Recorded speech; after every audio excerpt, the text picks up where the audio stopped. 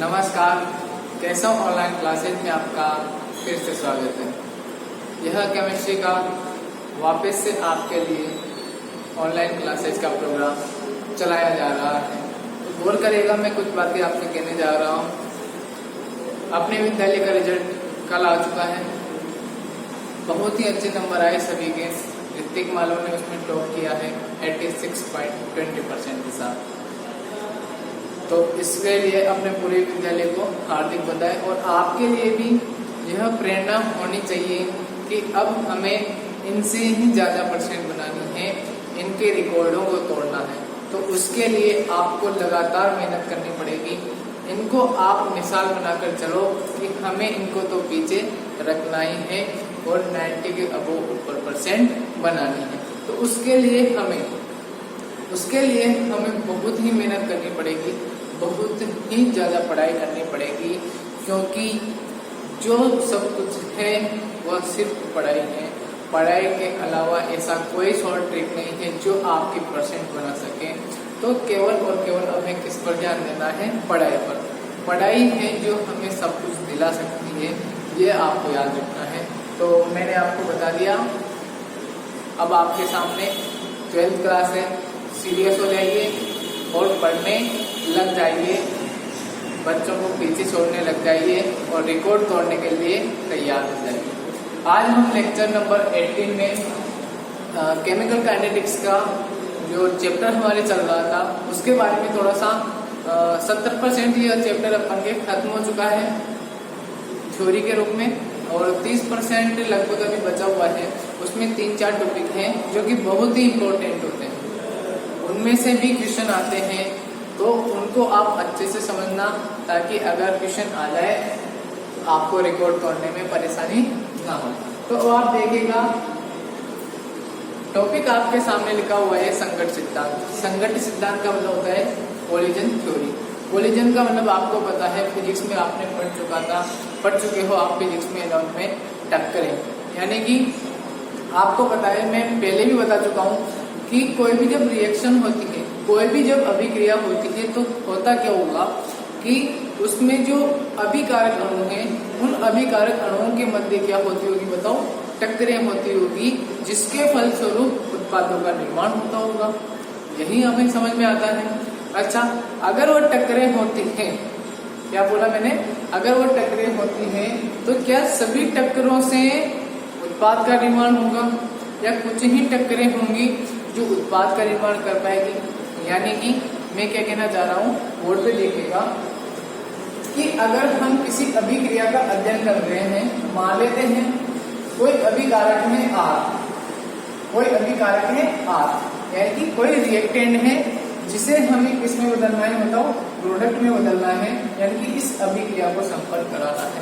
तो एक्चुअली में क्या हो रहा होगा? अभिकारक अणुओं के मध्य टक्करें हो रही होंगी। क्या हो रही होगी बताओ? टक्करें हो रही होगी, जिसके फलस्वरूप किसका निर्माण हो रहा होगा बताओ? उनका उत्पाद का निर्माण हो रहा होगा। ऐसा मैंने आपको बोला। और यही आधार है किसका बताओ? संघट्ट सिद्धांत का। इसका आधार है बताओ? यह किसका आधार है? संघट्ट सिद्धांत का। यानी कि संघट्ट सिद्धांत कहता है कि सामान्यतया जब अभिक्रियाएं होती हैं तो उनमें क्या होता होगा? उनमें अभिकारक अणुओं के मध्य टक्करें होती होंगी। क्यों? क्योंकि खुद अभिकारक अणुओं के पास खुद अपनी स्थितिज ऊर्जा हुई होगी, और अपन जब उनको गर्म करते हैं तो उनमें गतिज ऊर्जा और आ गई होगी, जिसको प्राप्त करके वो क्या करते होंगे बताओ? टक्करें करते होंगे। और उन टक्करों के फलस्वरूप उनमें जो पुराने बंध होते हैं, यानी कि अभिकारक अणुओं के मध्य जो बंध होते हैं, उन बंधों का क्या होता होगा बताओ? टूटना आरंभ होता होगा, और वे अभिक्रिया करने के लिए स्वतंत्र हो जाएंगे। फिर अभिक्रिया करके नए बंधों का निर्माण करेंगे और एक नए प्रकार के वस्तुओं का निर्माण करेंगे, जिन्हें हम क्या कहते हैं बताओ? उत्पाद कहते हैं। अगर मैं इसे किसी रिएक्शन के थ्रू आपको बताऊं तो गौर करिएगा, मैं आपको क्या समझाना चाह रहा हूं। देखिएगा, मान लेता हूं मैंने एक रिएक्शन ली H2 + I2। ठीक है, बताओ H2 और I2 जब मिलकर रिएक्शन करते हैं तो तब क्या बनता है? HI। तो इसमें होता क्या होगा? जो हाइड्रोजन है, हाइड्रोजन होता है सिंगल बॉन्ड, I2 भी होता है सिंगल बॉन्ड SI। तो ठीक है, ये क्या है बताओ? अभिकारक अणु है। जब इनको हम टक्करे कराते हैं या फिर अभिक्रियाओं में सम्मिलित कराते हैं तो इनमें क्या होती होगी बताओ, टक्करें होती होंगी और धीरे धीरे ये बंध दुर्बल होते जाते होंगे और लास्ट में जाकर के बताओ ये बंध कहाँ शिफ्ट हो जाता होगा बताओ, यहाँ शिफ्ट हो जाता होगा और इस प्रकार से हमारी रिएक्शन पूरी हो जाएगी होगी, यानी उत्पादों का निर्माण हो जाएगा होगा। लेकिन इससे यहाँ तक आने के बीच में भी एक महत्वपूर्ण चीज होती है जो हमें इस संगत सिद्धांत में सीखनी है। क्या? उसी के बारे में आपसे बात करने जा रहा हूँ, गौर करिएगा। देखो क्या होता है, जब यहाँ पर ये HH और II होता है तो क्या होता है, धीरे धीरे जब हम इन अभिकारक अणुओं को अभिक्रिया में सम्मिलित कराते हैं तो धीरे धीरे क्या होता है, इन हाइड्रोजन और हाइड्रोजन के बीच का जो बॉन्ड है वह धीरे धीरे दुर्बल होता जाता है, यानी कि टूटना प्रारंभ हो जाता है। ऐसे ही I के मध्य भी धीरे धीरे जो ये बॉन्ड था सिंगल बॉन्ड वह टूटना प्रारंभ हो जाता है और दुर्बल होना स्टार्ट हो जाता है। और क्या होता है, इन दोनों के मध्य नए बंधों का बनना स्टार्ट हो जाता है। क्या हो जाता है बताओ, नए बंधों का बनना स्टार्ट हो जाता है। यानी कि रिएक्टेंट से प्रोडक्ट बनने के बीच में एक प्रक्रिया होती है। क्या होती है बताओ, एक प्रक्रिया होती है जिसके अंतर्गत अभिकारक अणुओं के जो पुराने बंध होते हैं वे तो क्या होने लग जाते हैं बताओ, दुर्बल होने लग जाते हैं और नए बंधों का निर्माण होना प्रारंभ होने लगता है। इस बीच की जो घटना होती है, इस मध्य की जो घटना होती है, यानी कि ये जो मध्य में ये जो चीज बनी, ये जो संकुल बना, इसको हम नाम देते हैं मध्यवर्ती संकुल। यानी कि ये जो कंपाउंड बना बीच में, इस मध्य में बनने वाले कंपाउंड को हमने क्या नाम दे दिया बताओ, मध्यवर्ती संकुल। यानी कि रिएक्टेंट से प्रोडक्ट बनने से पहले उनके बीच में एक मध्यवर्ती संकुल का निर्माण होता है, फिर जाकर के क्या बनता है बताओ, प्रोडक्ट बनता है। और जो जितना भी लफड़ा होता है, जितनी भी प्रॉब्लम होती है अभिक्रियाओं में, यहाँ से यहाँ तक आने में ही होती है। कैसे, उसके बारे में हम अभी बात करेंगे। तो टक्कर सिद्धांत ने क्या कहा कि ये जो अभिकारक अणु होते हैं इनके मध्य अभिक्रियाओं में टक्करें होती हैं, उन टक्करों के फलस्वरूप एक मध्यवर्ती संकुल का निर्माण होता है, जिसमें एक्चुअली में होता क्या है, पुराने बंधों का दुर्बल होना स्टार्ट होता है और नए बंधों का बनना स्टार्ट होता है, जिसके फलस्वरूप पुराने बंध टूटते हैं और नए बंधों का निर्माण होकर के किसका निर्माण हो जाता है बताओ, प्रोडक्ट का निर्माण हो जाता है। यहाँ हमसे संगत के सिद्धांत या टक्कर सिद्धांत कहता है। तो अब क्या होता है देखिए ध्यान से, संगत सिद्धांत ने एक बात और दी, क्या कही देखिए ध्यान से, अभी आपको लिखना कुछ नहीं है। संगत सिद्धांत ने कहा कि आप जब अभिकारक अणुओं को किसी अभिक्रिया में सम्मिलित करा रहे हो तो प्रति एकांक आयतन में, यह इसका पूरा आयतन है, इसके एक इकाई आयतन में 1 सेकंड में जो टक्करें होती हैं उन टक्करों को एक विशेष नाम से पुकारा गया, उसको कहा गया टक्कर आवृत्ति। क्या बताओ, टक्कर आवृत्ति, यानी कि इसको जेड से बताया गया। यानी कि क्या हुआ कि इकाई आयतन में प्रति सेकंड होने वाली टक्करें जो होती है वो क्या होती है बताओ, टक्कर आवृत्ति होती है। और आपको पता है कि जो अभिक्रिया का वेग होता है, वो जो अभिक्रिया का वेग होता है वह एक्चुअली में क्या होता है बताओ, सांद्रता बटा समय। यानी कि जितना जल्दी सांद्रता में परिवर्तन होता जाएगा उतना ही अभिक्रिया का वेग भी बढ़ जाएगा। और आप मुझे बताइए, अगर टक्करें बढ़ जाएंगी तो बताओ, टक्करें बढ़ने से जल्दी जल्दी सांद्रताओं में परिवर्तन होने लग जाएगा, और जैसे ही सांद्रता में जल्दी जल्दी परिवर्तन होने लग जाएगा अभिक्रिया का वेग भी क्या हो जाएगा बताओ, बढ़ जाएगा। यानी कि अगर हमें अभिक्रिया का वेग बढ़ाना है तो हम क्या कर सकते हैं बताओ, टक्कर आवर्ती जेड को क्या कर सकते हैं बताओ, बढ़ा सकते हैं। ठीक है यहाँ तक। यानी कि अभिक्रिया वेग को बढ़ाने के लिए हम क्या कर सकते हैं बताओ, टक्कर आवर्ती जेड को बढ़ा सकते हैं। क्यों? क्योंकि जितनी ज्यादा टक्करें होंगी उतने ही ज्यादा अणुओं का निर्माण हमारे पास होने लग जाएगा, यानी कि उत्पाद का निर्माण होने लग जाएगा।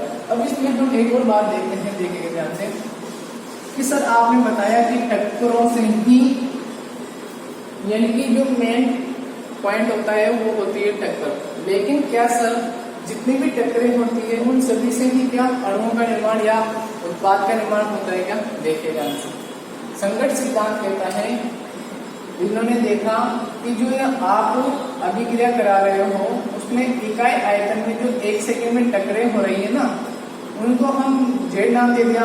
और इन्होंने देखा कि किसी भी अभिक्रिया में प्रति सेकंड जो टक्करें होती हैं वो 10⁻25 से 10⁻28 के बीच में होती है। यानी कि टक्करों की जो संख्या होती है वो कितनी होती है बताओ, 10⁻25 से 10⁻28। यानी कि इतने एक ही सेकंड में इतनी टक्करें हो रही थी। यानी कि इसका मतलब तो यह हुआ होगा कि 2-3 सेकंड में ही पूरी अभिक्रिया उत्पाद में बदल गई होगी। लेकिन ऐसा होता है क्या बताओ, नहीं। यानी कि जितने भी कुल मिलाकर जितनी भी टक्करें हो रही है उन सभी टक्करों से उत्पाद का निर्माण नहीं हो रहा है। तो इस कारण से जो पूरी टक्करें होती है वह आगे जाकर के 2 भागों में बढ़ जाती है। देखेगा ध्यान से, एक तो ऐसी टक्करें जिनसे अभिक्रिया कारक उत्पाद में बदल जाते हैं, तो बताओ वे टक्करें प्रभावी होगी, यानी कि उनके फलस्वरूप कुछ ना कुछ रासायनिक परिवर्तन हुआ। इसलिए इन पूरी टक्करों में से कुछ टक्करें ऐसी होती है जिनसे अभिकारक इसमें बदल जाता है, बताओ प्रोडक्ट में बदल जाता है। तो इस प्रकार की जो अभिक्रियाएं होती है वो क्या कहलाती है बताओ, प्रभावी टक्करें कहलाती है। क्या कहलाती है बताओ, प्रभावी टक्करें। और ऐसी अभिक्रियाएं जिनसे रिएक्टेंट प्रोडक्ट में नहीं बदल पाता है उन्हें हम क्या कहते हैं, अप्रभावी टक्करें। तो ये कुछ छोटी छोटी बातें हैं जो जिन्हें आपको सीखना पड़ेगा, जिनकी सहायता से आप इस संगत सिद्धांत को बहुत आसानी से समझ सकते हो। देखो ध्यान से, अगर बेसिक अपना मजबूत होगा तो हम किसी भी टॉपिक को आसानी से समझ सकते हैं।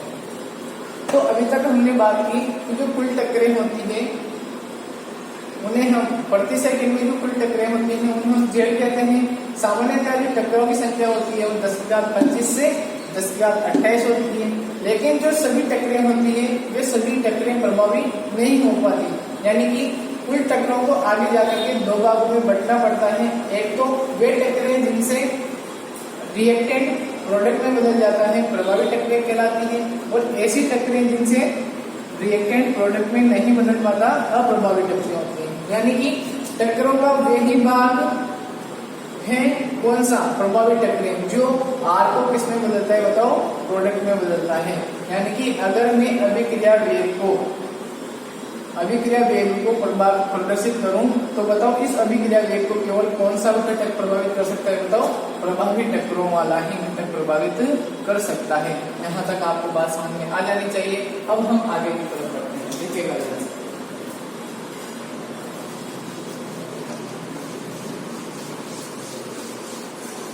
अभी हम बात कर रहे थे H2 + I2 के बारे में। यह बन रहा था हमारा HN। अब आप गौर करिएगा, मैंने आपसे कहा था यह ऐसा होता है और यह वाला भाग ऐसा होता है,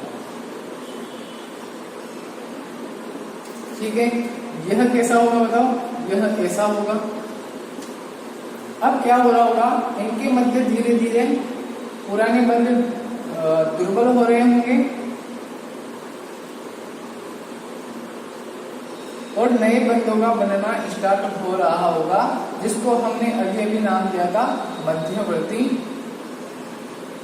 संकुल, ठीक है। यहाँ तक फिर उसके बाद प्रोडक्ट बन गया होगा।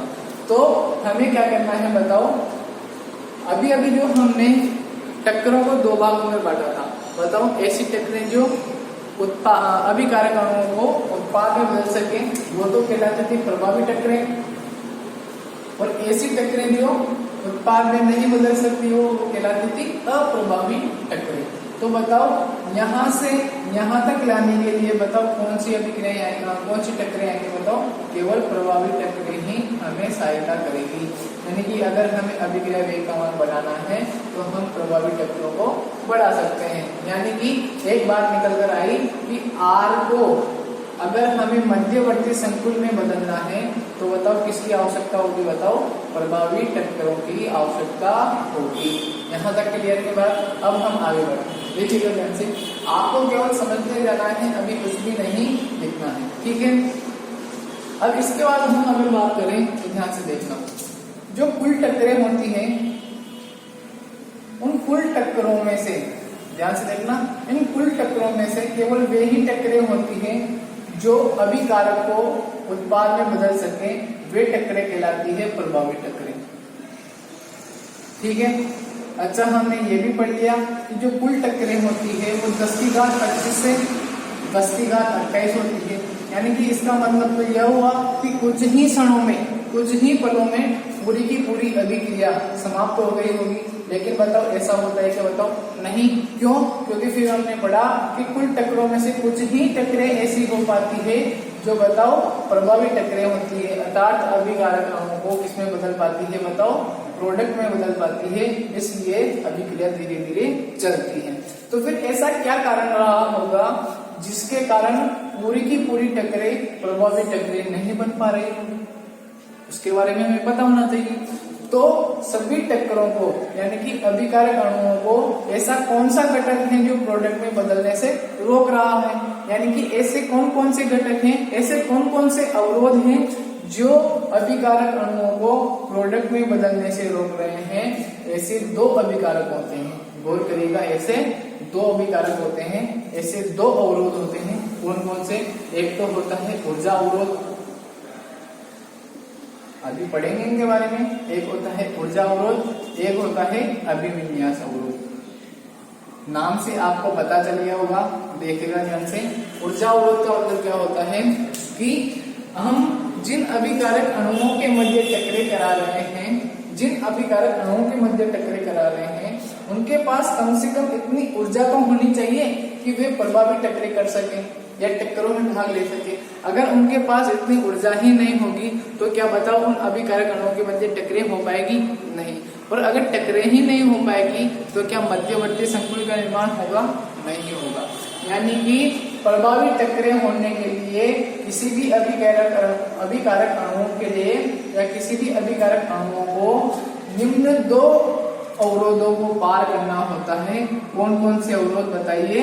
एक तो ऊर्जा अवरोध और एक अभिविन्यास अवरोध। यानी कि अगर किसी अभिकारक अणु के पास वह न्यूनतम ऊर्जा ही नहीं हो जिसके फलस्वरूप वो क्रिया कर सके, मध्यवर्ती संकुल का निर्माण कर सके, तो क्या बताओ वो प्रभावी टक्करों में सम्मिलित हो पाएगा? क्या उससे उत्पाद बन पाएगा? नहीं। यानी कि प्रभावी टक्करें होने के लिए उसके पास वह न्यूनतम ऊर्जा तो होनी चाहिए जिससे वह किसका निर्माण कर सके? बताओ मध्यवर्ती संकुल का निर्माण कर सके। इसके बारे में भी अभी हम पढ़ेंगे। इसके पहले मैं इसको विस्तार से आपको बताना चाहता हूँ, गौर करिएगा इधर आप। मैंने अभी भी एक रिएक्शन लिखी थी H2 + I2 की, जो अपन को 2HI प्रदान कर रही थी। अब अगर हम इसको ग्राफिकली इसकी अभिक्रिया को देखें, इसके अभिक्रिया पथ को देखें, तो गौर करिएगा। अब आप यहाँ से आपका मेन पार्ट स्टार्ट होता है। यह सब भूमिकाएं थी जो मुझे बनानी थी आपको इस टक्कर सिद्धांत को पढ़ाने के लिए। अब यहाँ से मेन टॉपिक आपका स्टार्ट होता है। गौर करिएगा, इसमें हम 3-4 टॉपिकों को एक साथ लिख सकते हैं, एक साथ पढ़ेंगे। तो ये वीडियो अगर आपको लंबा दिखाई दे तो कोई बात नहीं, घबराना मत, क्योंकि इसमें हम 2-3 टॉपिकों को कवर करेंगे। ठीक है। अब आप देखिए, अगर मैं इधर y अक्ष पे ऊर्जा को रख दूं और इधर अभिक्रिया के पथ को लिख दूं, यानी कि अभिक्रिया किस प्रकार से संपन्न होगी, तो ध्यान से देखिएगा। ये दोनों क्या है हमारे पास? रिएक्टेंट है, यानी कि अभिकारक है। यह हमारे पास क्या है? बताओ प्रोडक्ट है। बीच में वह एक चीज बनी थी जिसको हमने क्या नाम दिया था? बताओ मध्यवर्ती संकुल नाम दिया था। तो गौर करिएगा, अगर मान लेते हैं यह R जो रिएक्टेंट है, उनके अभिक्रिया की अभिकारक अणुओं की ऊर्जा इतनी सी है। ठीक है। अब क्या करेगा ये? यहां से इसको यहां तक आने के लिए कुछ एनर्जी की आवश्यकता होगी। सर कैसे? देखेगा ध्यान से। बताओ यहाँ पर क्या हुआ? पुराने बंधों का वियोजन होना स्टार्ट हुआ, यानी कि पुराने बंधों का टूटना स्टार्ट हुआ। और बताओ पुराने बंध कब टूटेंगे?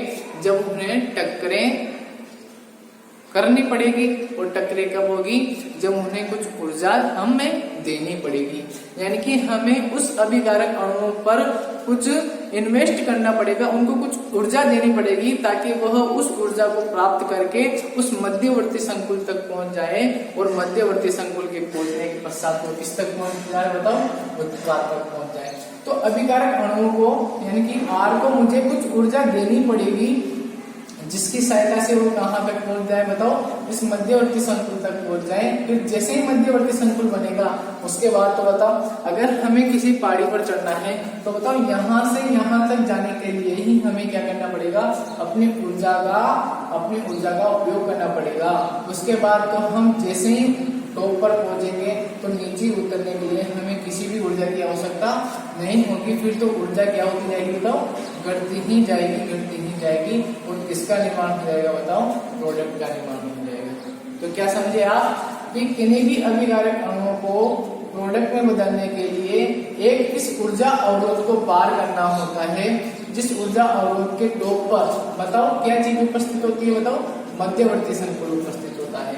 यानी कि अभिकारक अणुओं को इतनी तो ऊर्जा की आवश्यकता होगी ही होगी। अगर वह इस ऊर्जा अवरोध के बराबर ऊर्जा को ले पाए या उनमें इतनी ऊर्जा हो पाए तो वह किसका निर्माण कर लेंगे बताओ, प्रोडक्ट का निर्माण कर लेंगे।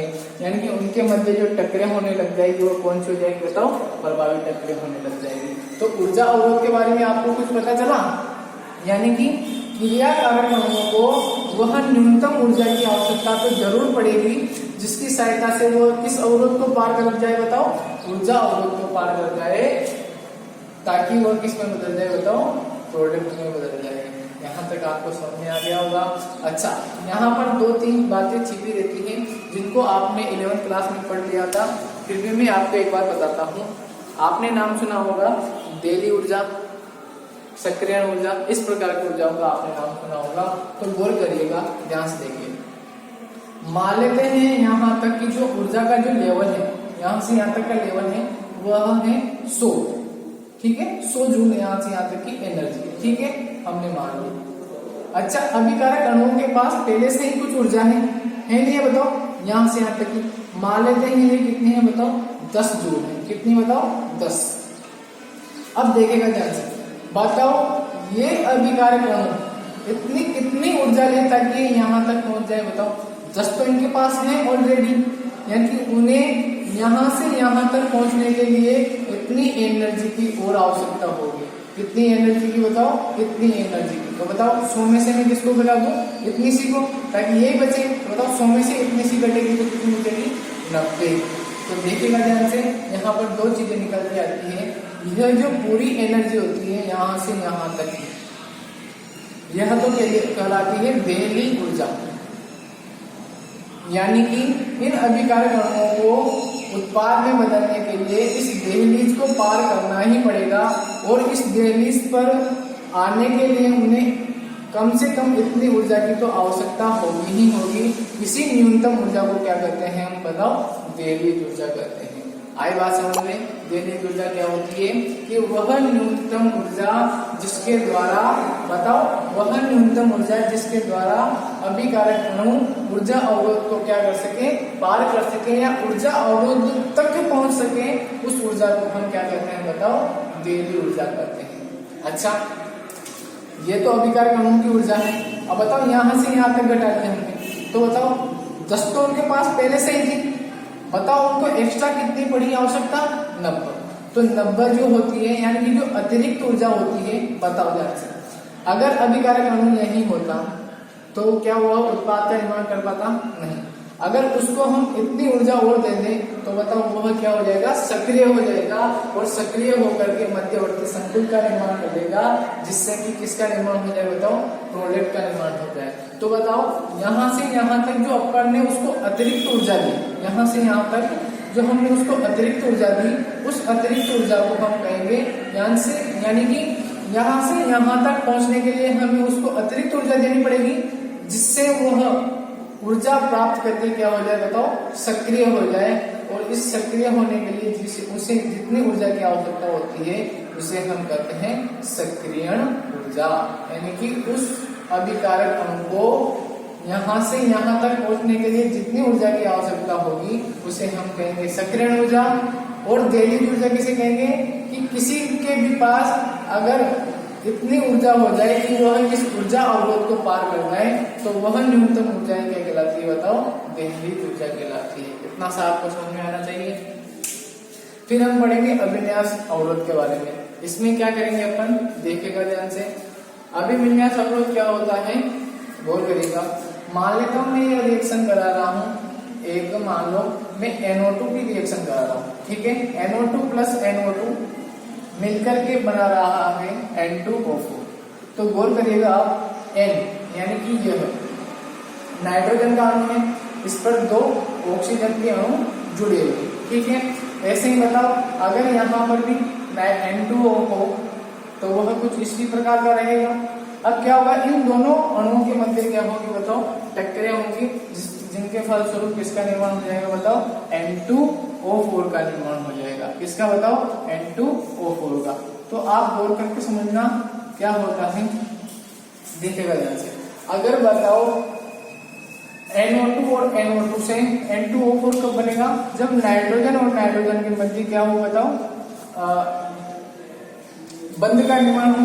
लेकिन बताओ अगर नाइट्रोजन नाइट्रोजन एक दूसरे के आमने सामने ही नहीं आएंगे तो क्या बताओ उनके मध्य बंध का निर्माण हो सकता है, क्या बताओ, नहीं। यानी कि अभिकारक अणुओं को टक्कर प्रभावी करने के लिए इस अभिन्यास अवरोध को भी दूर करना होता है।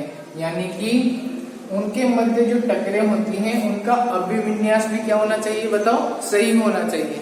एक आपको आवश्यकता है कि इस वाला ये वाला जो सिरा है वह इस वाले सिरे से टकराए। तो बताओ अगर यह वाला सिरा इस वाले सिरे से नहीं टकराएगा तो क्या बताओ रिएक्टेंट प्रोडक्ट का निर्माण हो पाएगा, क्या बताओ, नहीं। यानी कि अगर ये नाइट्रोजन वाला सिरा इस नाइट्रोजन वाले सिरे से नहीं टकराएगा या आकर इससे संपर्क नहीं करेगा तो क्या बताओ नए स्पीसीज यानी कि उत्पाद का निर्माण होगा, क्या नहीं होगा। यानी कि किसी भी अभिकारक अणुओं को उत्पाद में बदलने के लिए उनके पास ऊर्जा अवरोध के बराबर ऊर्जा तो होनी चाहिए, साथ ही साथ एक दूसरे अवरोध को भी उन्हें पार करना होता है, जिसे हमने क्या कहा, सही दिशा में अभिविन्यासित होना, यानी कि अभिविन्यास अवरोध। यानी कि टक्करों को प्रभावित टक्करें होने के लिए इन 2 अवरोधों को पार करना होता है। पहला तो है ऊर्जा अवरोध, यानी कि वह अवरोध जिसकी सहायता से रिएक्टेंट कम से कम इतनी ऊर्जा तो पाले ताकि वो मध्यवर्ती संकुल का निर्माण कर ले, उसे हम क्या कहेंगे, ऊर्जा अवरोध। और अभिविन्यास अवरोध क्या होगा कि वह एक दूसरे के सापेक्ष आमने सामने आकर टकराए ताकि जो वह टक्कर हो वह प्रभावी हो, यानी कि उनकी जो दिशा हो वह क्या हो, सही हो, यानी कि वह एक दूसरे के सापेक्ष बिल्कुल सही रूप से क्या हो बताओ, अभिविन्यासित हो, तभी तो जाकर के बताओ ये टक्कर क्या होगी, प्रभावी होगी। अगर बताओ इस नाइट्रोजन की इस ऑक्सीजन के सामने अगर यहाँ पर नाइट्रोजन आता तो क्या फिर बताओ N2O4 का निर्माण होता है, क्या बताओ, नहीं होता। यानी कि अणुओं के टकराने के लिए उनके अभिविन्यास का भी सही होना क्या है बताओ, आवश्यक है। तो सबसे पहले हमने क्या पढ़ा बताओ, संघर्ष सिद्धांत। संघर्ष सिद्धांत ने कहा कि अभिक्रिया में एक्चुअली में क्या होता है, रिएक्टेंट टू प्रोडक्ट में बदलने के लिए क्या होता है, सबसे पहले कि उनमें अभिकारक अणुओं के मध्य क्या होती है बताओ, टक्करें होती है। टक्करों की जो संख्या होती है यानी कि इकाई आयतन में 1 सेकंड में जो टक्करें होती है वो होती है Z, यानी कि कुल टक्करें अगर मैं कहना चाहूँ तो वो होती है 10 की घात 25 से 10 की घात 28। लेकिन क्या बताओ सभी टक्करों से रिएक्टेंट से प्रोडक्ट बनता है, नहीं। तो फिर ऐसा क्या हुआ जिससे सभी टक्करों से नहीं बना, तो उसके लिए 2 अवरोध आ रहे थे। कौन कौन से अवरोध, एक तो ऊर्जा अवरोध आ रहा था और एक अभिविन्यास अवरोध आ रहा था। इन दोनों अवरोधों को ही पार करना पड़ेगा अभिकारक अणुओं को, जिससे कि वह किसका निर्माण कर सके बताओ, उत्पादों का निर्माण कर सके। तो कुल टक्करों को प्रभावी टक्करें होना पड़ेगा, जिसके फलस्वरूप उन 2 ऊर्जा अवरोधों को क्या कर सके बताओ, पार कर सके। ऐसा हमने इस टॉपिक में पढ़ा।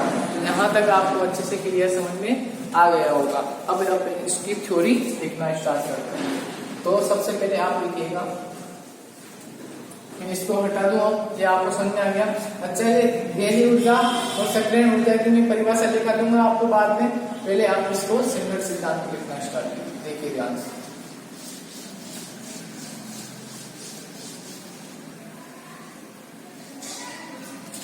सबसे पहले संघर्ष सिद्धांत में लिखिए, सामान्यतया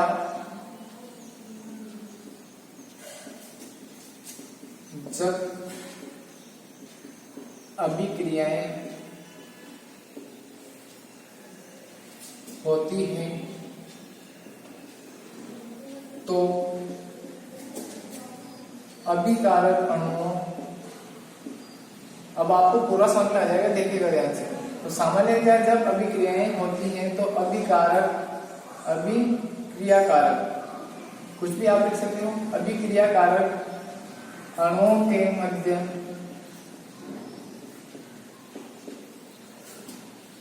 टक्करें होती हैं। क्या होती है बताओ? टक्करें होती है।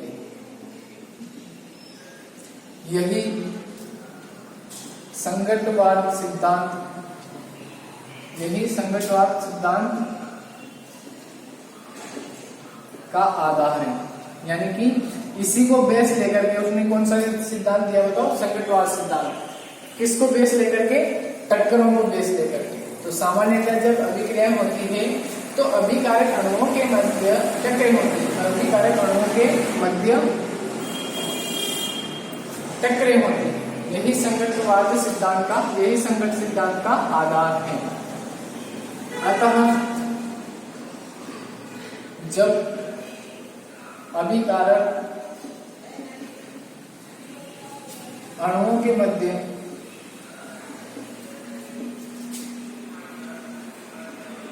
टक्करें होती हैं तो उनमें पहले से उपस्थित, या ऐसे लिखो, उनमें पुराने बंध टूटते हैं तथा नए बंधों का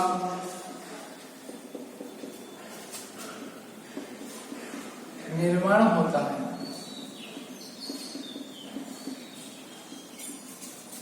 और उत्पाद बनता है। ठीक है, यानी कि सामान्यतः जब हम अभिक्रिया कराते हैं तो संगतवाद सिद्धांत कहता है कि उनमें टक्करें होती है और टक्करों के फलस्वरूप ही तो उनके पुराने बंध टूटते हैं और नए बंधों का निर्माण होता है। यही तो संगतवाद सिद्धांत है। फिर उसके बाद उसने कहा कि प्रति इकाई आयतन में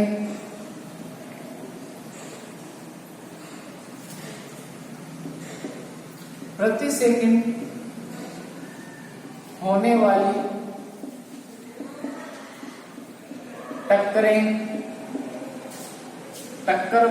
संगत आवृत्ति, ऐसे लिख लो, संगत आवृत्ति जेड कहलाती है। देखो मैं मेरी मर्जी से लिख रहा हूँ, है ना, रटना वटना कुछ नहीं है, आपको समझना है केवल। ये सब बातें मैं आपके सामने ही तो लिख रहा हूँ, मैं कुछ नहीं देख रहा कि पासबुक में से लिखे या किस में से किताब में से लिखे, नहीं। लेकिन जो बेसिक चीजें हैं वो अपन को लिखनी है।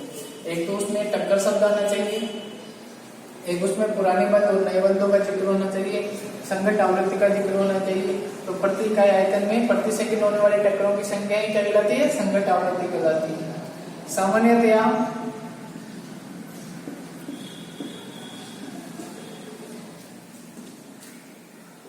जेड का मान 10 की घात 25 से 10 की घात 28 होता है। ठीक है, अतः कुछ ही क्षणों में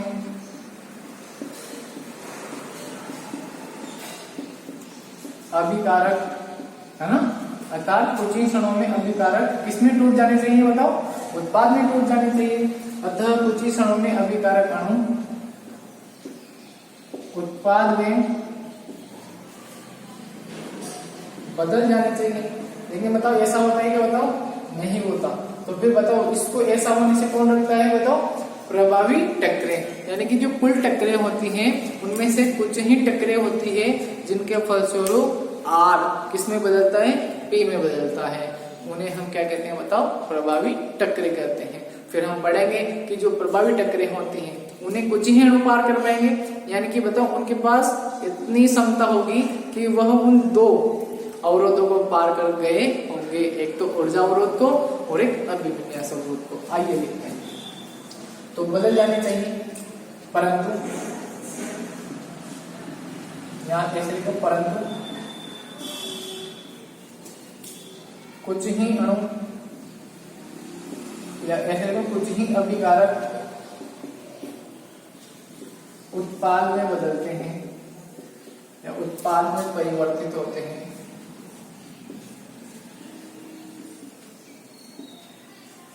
अर्थात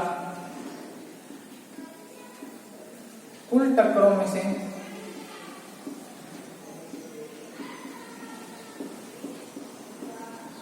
कुछ ही ऐसी टक्करें होती हैं जिनमें या जिनसे अभिकारक अणु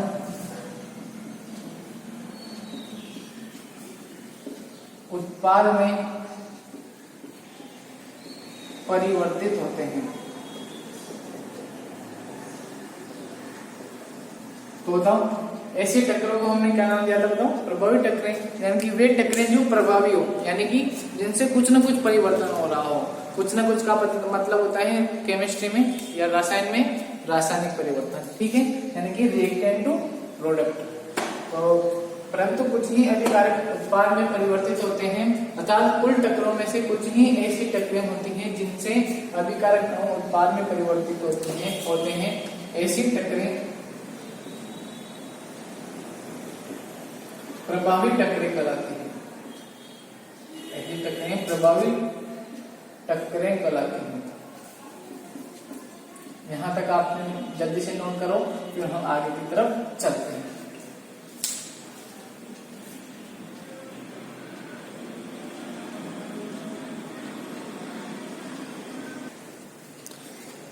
देख लिया होगा यहां तक। मैं इसको यहां से यहां तक हटा दूं।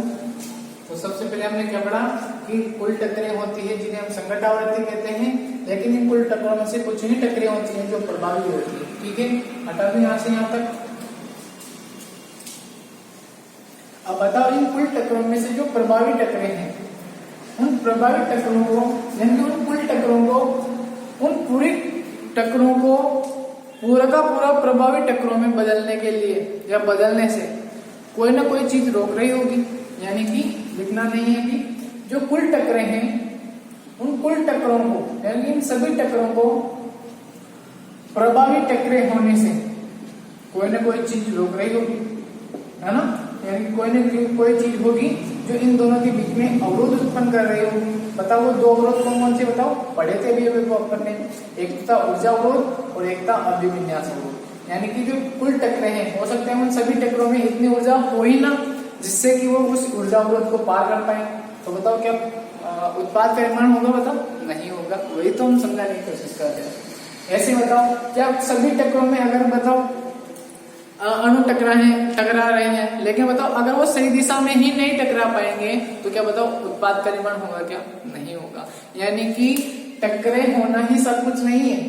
टक्करें होने के लिए, मतलब उत्पाद बनने के लिए प्रभावी टक्करों का होना आवश्यक है। यानी कि एक तो उनके पास कम से कम इतनी एनर्जी होनी चाहिए जिससे कि वो उस बैरियर को तोड़ पाए, उस ऊर्जा अवरोध को तोड़ पाए, और उनके पास जो ऊर्जा है उसके साथ साथ उनकी जो दिशा है वह भी क्या होनी चाहिए? सही होनी चाहिए। उनका जो अभिविन्यास है, उनका जो अभिविन्यास है वो भी क्या होना चाहिए? सही होना चाहिए। उसी के बारे में हम देख रहे हैं, ठीक है। देखिए आप, प्रभावी टक्करें कहलाती हैं। अतः अभिकारक अणुओं को आप जल्दी जल्दी लिख लीजिएगा। अब अपन ने पूरा समझ ही लिया तो केवल लिखना है। अतः अभिकारक अणुओं को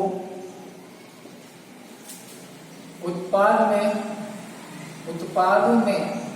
यानी कि इनके मध्य प्रभावी टक्करें कराने के लिए, है, कोष्टक में लिख लीजिए। मतलब हमारे कहने का मतलब क्या है कि अभिकारक अणु उत्पाद में बदल रहा है, यानी कि प्रभावी टक्करें हो रही। तो अतः अभिकारक अणुओं को उत्पाद में बदलने के लिए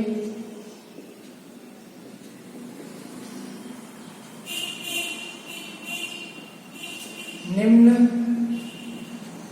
दो अवरोधों को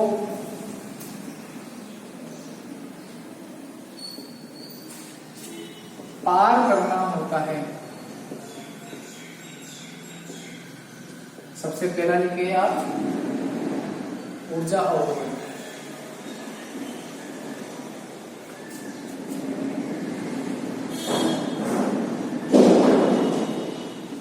इसमें आप लिखिए, जैसे लिखे यहाँ तक, फिर अपने लिखते हैं जल्दी से लिखे यहाँ तक।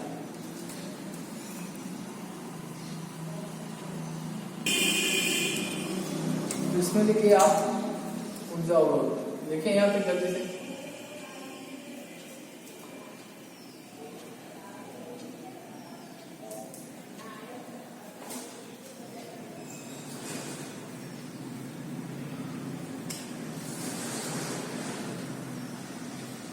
अभिक्रिया में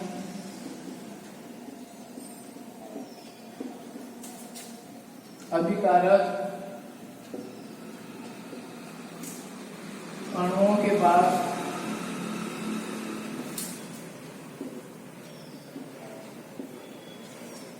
वह न्यूनतम ऊर्जा होनी चाहिए जिससे कि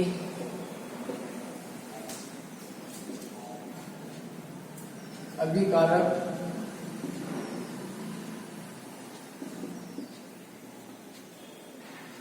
एनर्जी बैरियर यानी कि ऊर्जा अवरोध को। अब बताओ, इस टॉपिक में अगर ऊर्जा अवरोध ही आपने उपयोग में नहीं लिया तो फिर वो आपको नंबर नहीं देगा।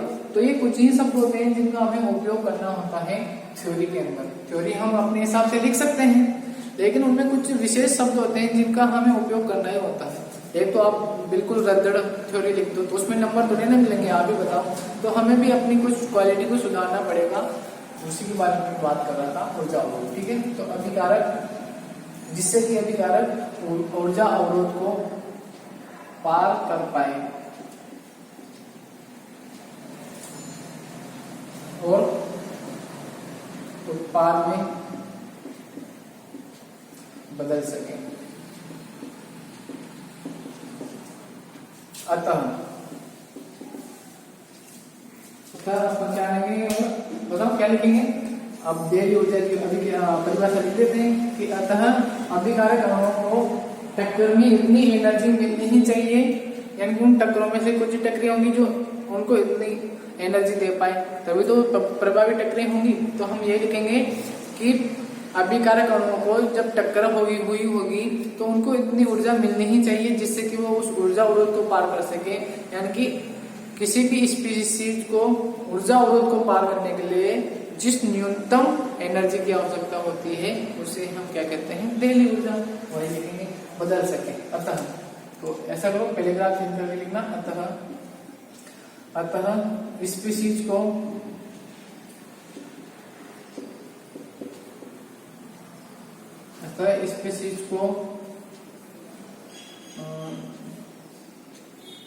लिखना। अतः स्पीशीज के लिए वह न्यूनतम ऊर्जा जिसकी सहायता से, बताओ, जिसकी सहायता से क्या कर पाए, बताओ, वो उस अवरोध यानी कि इस बैरियर को क्या कर पाए, पार कर पाए। तो बताओ, अगर इतनी सी आ गई हो तो उसके बाद तो ये फिसल जाएगा, लेकिन कम से कम इतनी तो होनी चाहिए ना। अगर इतनी सी वो हो गई तो क्या बताओ, ये इधर कूद पाएगा क्या, बताओ, नहीं। यानी कि कम से कम इतनी तो होनी ही चाहिए। तो वही चीज हम लिख रहे हैं, देखो, जिसकी सहायता से वह ऊर्जा अवरोध, बताओ, ऊपर ही ऊपर ऊर्जा अवरोध पे कौन बैठा होता है, बताओ, मध्यवर्ती संकुल, जो कि सबसे कम स्थायी होता है। उसके बारे में हम लास्ट में पढ़ेंगे। इस पार्ट का सबसे लास्ट टॉपिक वही है। अतः इस स्पीशीज के लिए वह न्यूनतम ऊर्जा जिसकी सहायता से वह ऊर्जा अवरोध को पार कर ले, दहलीज ऊर्जा कहलाती है। थ्रेशोल्ड एनर्जी इसको इंग्लिश में बोलते हैं, थ्रेशोल्ड, दहलीज ऊर्जा कहलाती है।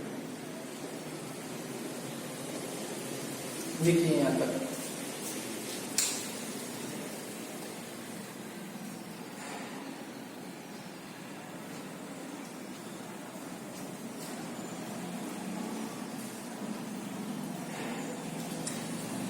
ना आगे देहली ऊर्जा कहलाती है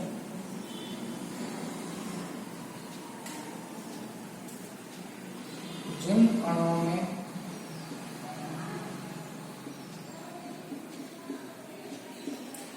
दहलीज ऊर्जा के बराबर ऊर्जा नहीं होती है, वे प्रभावी टक्करें नहीं कर पाते हैं। आई एम राइट, नहीं कर पाते हैं। और उत्पाद का निर्माण नहीं हो पाता है। देखो ये 4 नंबर में भी आ सकता है इस क्वेश्चन, संघर्ष सिद्धांत। तो आप इसको मेजर टॉपिक है, मतलब लास्ट में 3-4 टॉपिक है जो मेजर टॉपिक है। अगर पूरा का पूरा आएगा तो यही आएगा, नहीं तो फिर छोटे छोटे क्वेश्चन आएंगे उनके बारे में हम बात करेंगे। और उत्पाद का निर्माण नहीं हो पाता है। देखिए यहाँ पर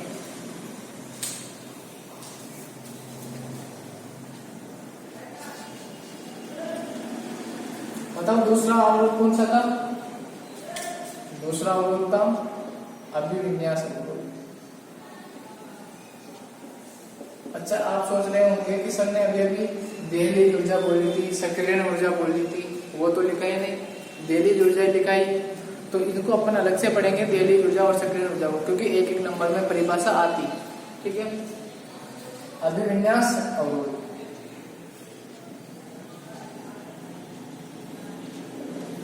देखिए जल्दी से, मैं सोचता हूँ कि ये जो अपना इतना टाइम लगा ना, इससे अच्छा है कि मैं आपको समझा दूं आगे। तो समझाने के बाद फिर मैं एक साथ आपको यहाँ पर ना और वीडियो को पॉज करके थ्योरी लिखा दूं, फिर उसको समझा दूं, ताकि अपना इतना टाइम तो बचे। साथ के साथ मैं लिखा रहा हूँ, आप भी लिख रहे हो, उससे अच्छा आप है ना।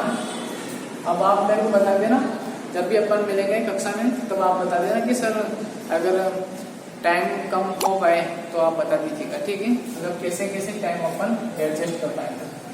तो अभिविन्यास अवरोध के लिए आप लिखिए अभिकारक अणुओं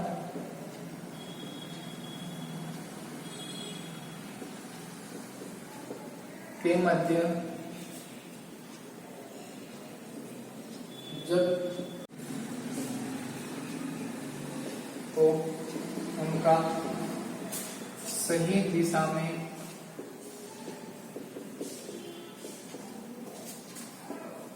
टकराना भी आवश्यक होता है।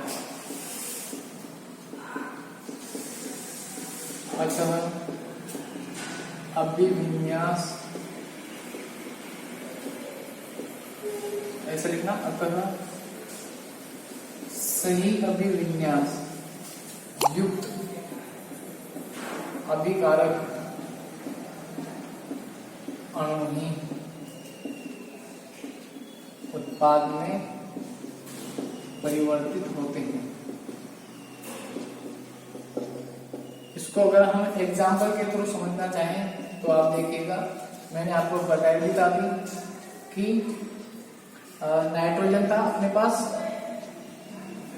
इसके दोनों ओर चिपके हुए थे ऑक्सीजन, और इधर भी चिपका हुआ था ऑक्सीजन। इधर वापस से कौन आया था बताओ? नाइट्रोजन। इसके इधर भी चिपका हुआ था बताओ ऑक्सीजन, और इधर भी चिपका हुआ था ऑक्सीजन। तो बताओ यह एक दूसरे के सम्मुख है, आमने सामने है। तो बताओ जो टक्कर होगी वो कैसी होगी बताओ? प्रभावी होगी। क्यों? क्योंकि अभिविन्यास क्या है बताओ? सही है। यहाँ लिखे ना, अभिविन्यास सही है। तो बताओ किसका निर्माण हो जाएगा बताओ? उत्पाद का निर्माण हो जाएगा। कौन सा है बताओ उत्पाद? N2O2। ऐसे आप बना, ये 3D में बना हुआ है तो ऐसे बना लो आप ना। बस अपन को किसके थ्रू बताना है? नाइट्रोजन के थ्रू। ठीक है, इसको आप नाम दे दो NO2, इसको नाम दे दो NO2, इसको नाम दे दो N2O4। तो बस इतना ही अपन को समझना था। देखिए यहाँ तक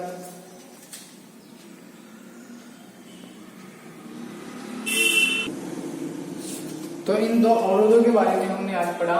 कौन कौन से अवरोध बताओ, मिटा दो तो इसको लिख लिया होगा आपने, वीडियो को रोक के आप लिख लिया करो, ठीक है। ये पूरा क्लियर मैंने कर दिया। अब अपन एक बार इसका सारांश पढ़ लेते हैं, ठीक है। देखिएगा ध्यान से। संगतवाद सिद्धांत कहता है कि कोई भी जो अभिक्रिया होती है उसका आधार होता है टक्करें। कुल टक्करों की जो संख्या होती है या प्रति इकाई आयतन में 1 सेकंड में होने वाली टक्करों की जो संख्या होती है उसे हम आवृत्ति जेड आवृत्ति से बताते हैं। इसका मान होता है 10 की घात 25 से 10 की घात 28 होता है, ठीक है। लेकिन क्या बताओ, सभी टक्करों से क्या उत्पाद का निर्माण होता है, क्या बताओ, नहीं होता। यानी कि उत्पाद का निर्माण केवल उन्हीं टक्करों से होगा जो क्या हो बताओ, प्रभावी टक्करें हैं। प्रभावी टक्करों के यानी कि टक्करों का प्रभावी टक्करें होने के लिए आवश्यक है कि ये जो अभिकारक अणु है वह किन्हीं दो अवरोधों, कौन से दो अवरोधों को, एक तो ऊर्जा अवरोध और एक अभिविन्यास अवरोध को क्या करें बताओ, पार करें, तब जाकर के ये जो टक्करें होंगी वो क्या होंगी बताओ, प्रभावी टक्करें होंगी। यानी कि अभिकारक अणुओं को उत्पाद में बदलने के लिए निम्न दो अवरोधों, एक तो ऊर्जा अवरोध को, एक अभिविन्यास अवरोध को पार करना ही होता है, तब जाके ही वे टक्करें प्रभावी हो पाती हैं। तो यही बात है कि सभी टक्करों से उत्पाद का निर्माण नहीं होता, क्योंकि नहीं हमारी अभिक्रिया संपन्न हो जाती।